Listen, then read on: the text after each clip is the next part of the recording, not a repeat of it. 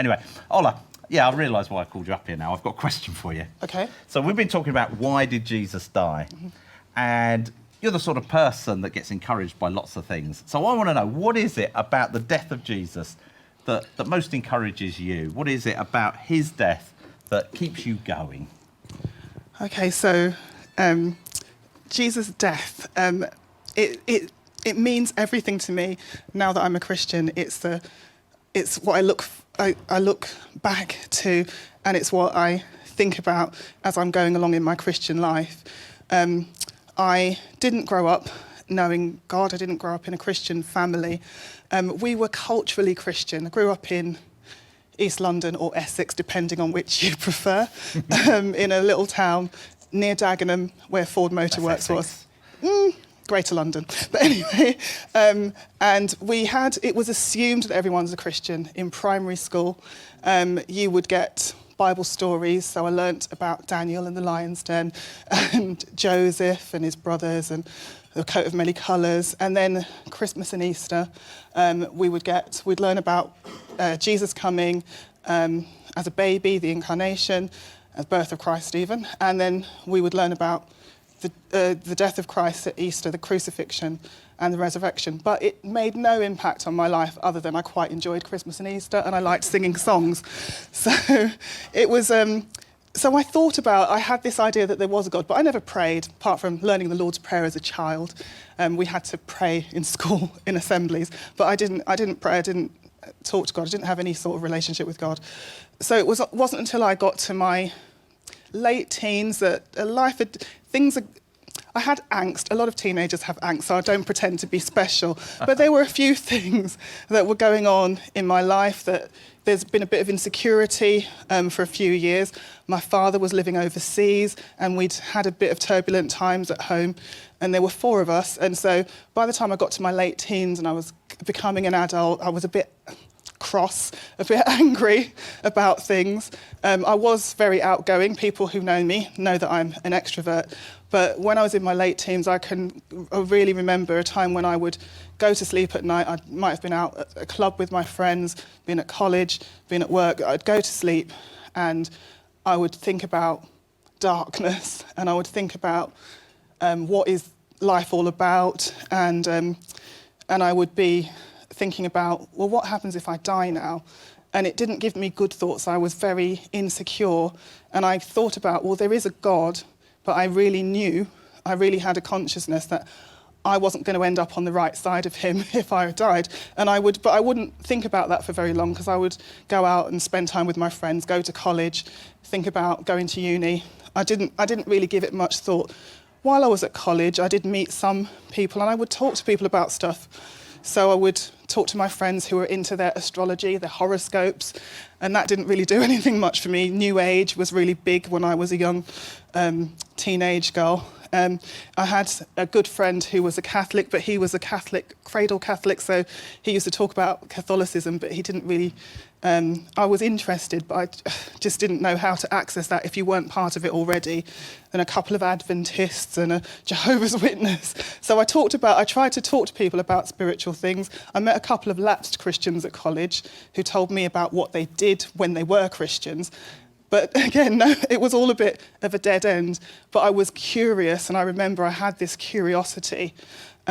So when I got to university at the age of 19, so some decades ago now, I'm not going to tell you how many, some of you know.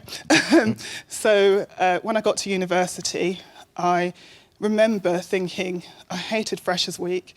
I thought, oh, this is supposed to be fun. You've got away from some of the problems that were burdening you at home, but it felt lonely and it felt empty and it felt dark.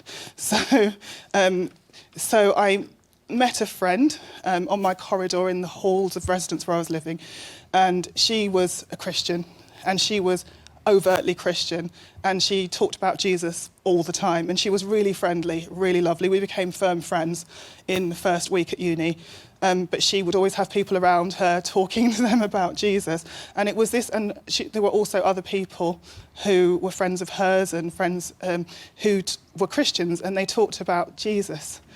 And so they had a relationship with God, and they talked about Jesus as if he was real, as if they knew him, and I hadn't really experienced that before. So we started reading the Bible, and Jenny would answer questions. I was very arrogant. Some of you might have met me. I was more arrogant than I am even now. But I used to assume that I knew more than I actually knew. I'd never read the Bible, but I thought I knew what the Bible said about things. And so she would always answer my questions from the Bible and show me where it said it in the Bible. And so that made me eventually stop talking, which is quite hard for people who know me. And so I got to... Oh, sorry.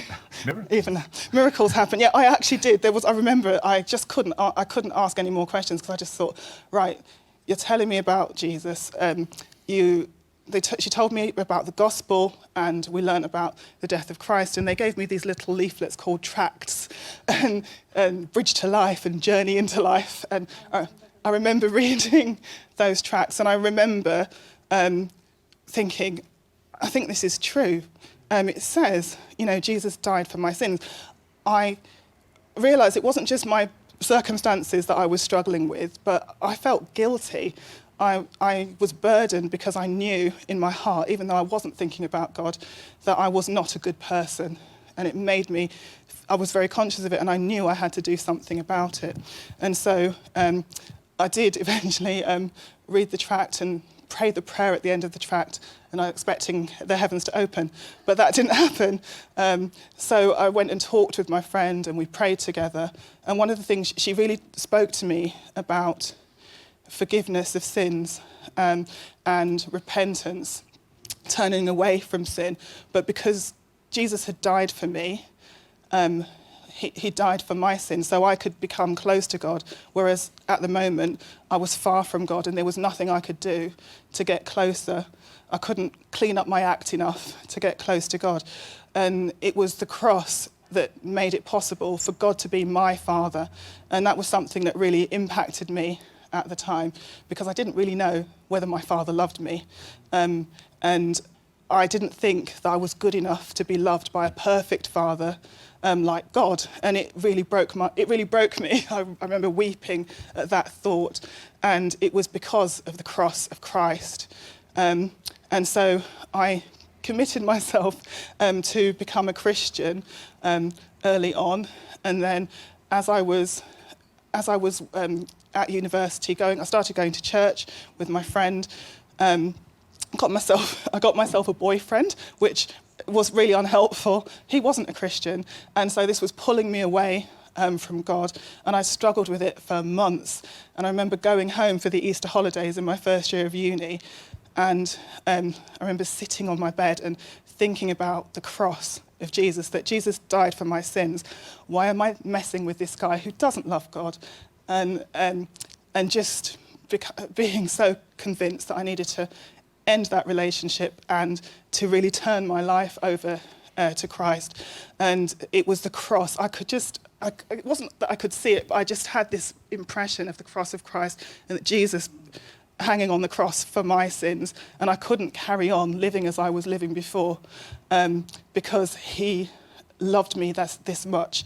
And so he took away the guilt of my sin, and he brought me close to God. So I knew God as a Father. He gave me peace, which I hadn't had.